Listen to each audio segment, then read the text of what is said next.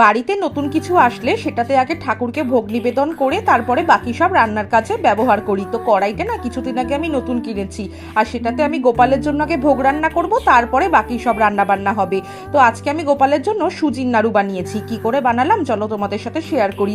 প্রথমে আমি dry fruits নিয়েছি, কাজু, আমন্ড আর কিশমিশ। কাজুটা ভেজে তুলে নিয়ে সেই কড়াইয়ের মধ্যে ঘি দিয়ে 4টে মতো এলাচ থেতো করে দিয়েছি। এইবারে আমি 1 প্যাকেট মতো সুজি ভালো করে লাল লাল করে ভেজে নিয়ে তার মধ্যে দিয়ে দেব নারকেলের পাউডার, গুঁড়ো দুধ দিয়েছি 3 প্যাকেট মতো, আর দিয়েছি বেশ কিছুটা পরিমাণ চিনি।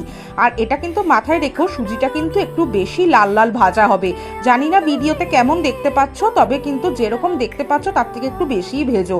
আর ঘি কিন্তু মোটামুটি একদম দরা ঝাতে অনেকটা পরিমাণ দিলে এই জিনিসটা খেতে খুব ভালো হবে।